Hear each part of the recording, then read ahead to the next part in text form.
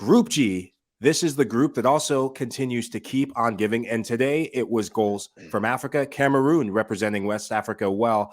3-3 result between Cameroon and Serbia. Woke up early for this match. It did not fail to deliver. And just from you, Heath, what did you take from this match? Because when I was watching it, 1 minute I thought Cameroon was in trouble. The next minute I thought Serbia was the greatest team I've ever seen. And then I came back thinking, what the hell did I just watch?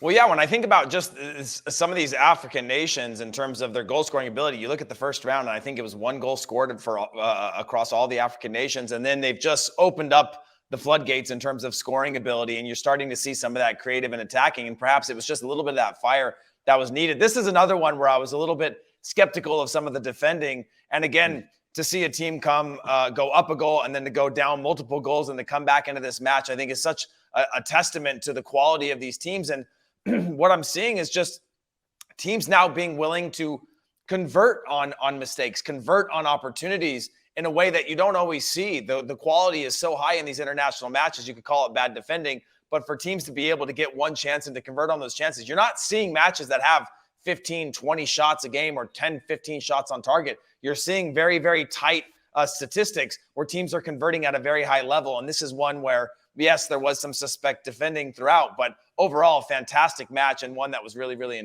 entertaining. Yeah, definitely. And well, I was expecting something like this from Cameroon's side, much more after knowing what happened with Onana when he was leaving, apparently because he didn't agree with the coach to be involved in the team that he plays just long balls or doesn't like to build from the back. It was kind of weird. So that kind of make a little bit uncertainty into the dressing room. And then there are normally African teams, they kind of lose the organization, the discipline, so they start making mistakes at the back. But I wasn't expecting that from the Serbian side. I mean, this is a team playing with 5 at the back. They always keep very tight, very together, and you got players up front that they are always creative. They go always a good chance to build and to do something, scoring goals. But nothing at all to concede that way and allowing to score in the last part of the game 2 goals. I think it was a very poor result for them. They could have done it and almost have a one foot in the next knockouts, but at the end they allowed to Cameroon to believe that they have something to say on this World Cup.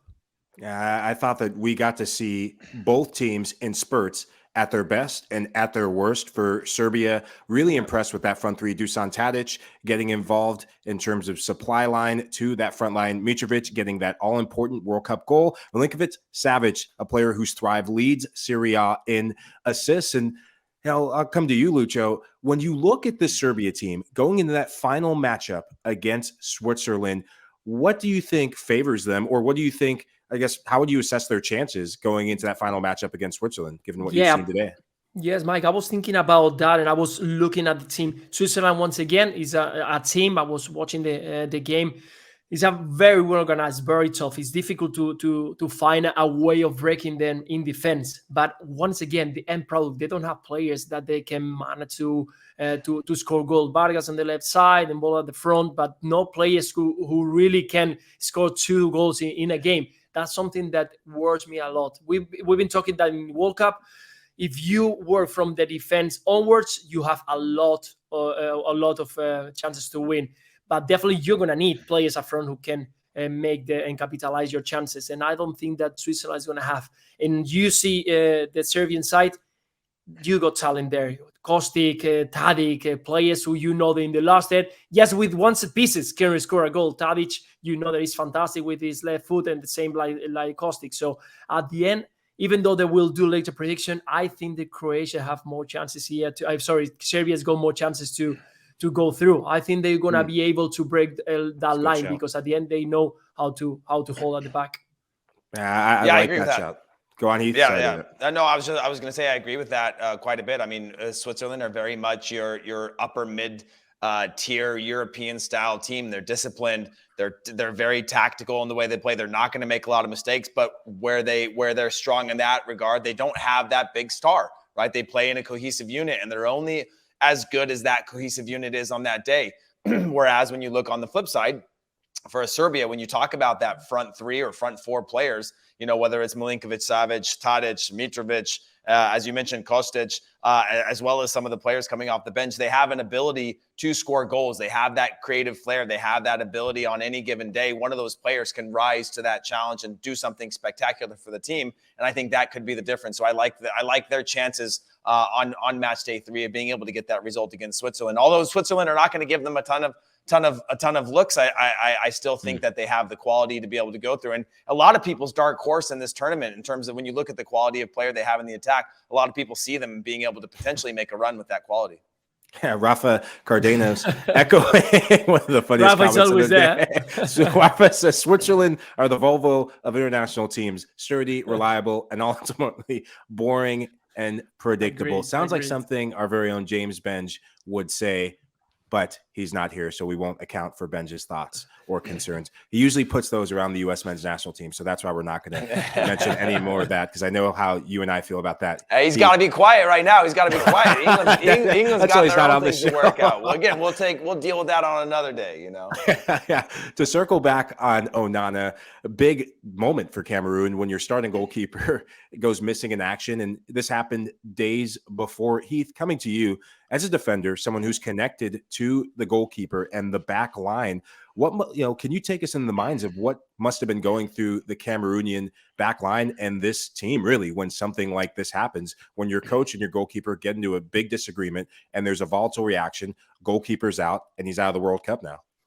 Well, I mean, I didn't read the full press statement, but from what the words that I did read, and I could be wrong on this, it was temporarily suspended from the team, and so I don't know if that means for the remainder of the tournament. I haven't read the full release, so I'd be interested to hear more on how that's going to play out. But it's always a distraction, right? We're seeing this right now on the U.S. side between Gio Reyna and Greg Berhalter and all the speculation and rumors.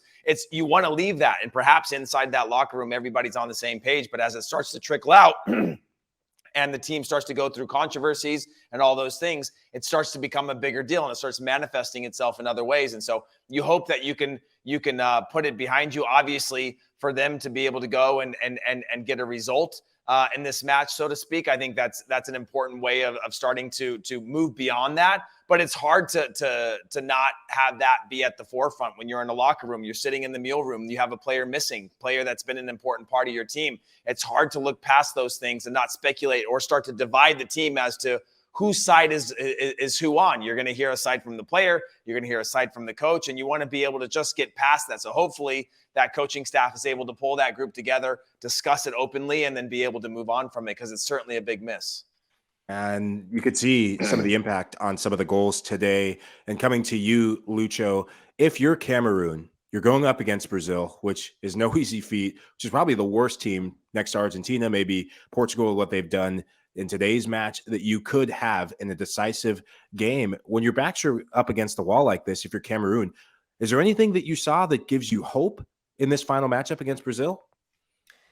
To be honest, no hope on this one. First of all, because now after this result, it's gonna give you need, and the needs come pressure, and the pressure gets anxiety, and anxiety gets frustration, and all that is what Cameroon is gonna feel it. And you go on the other side, a team that first of all is qualified, second of all is probably one of the best squads that you can see in this World Cup, and third of all, the rotations that you're gonna see. So you're gonna have players that they want to show to the manager that they are good enough to play in the next coming years, that they can count on them. So they're going to have an extra effort on that game. So the talent together with the hard work, I think is going to be unbeatable. This Brazilian side on the last game. So very difficult for Cameroon to get something on that game. And with the quality that this Brazil team is going to front, I just don't see Cameroon doing or getting something.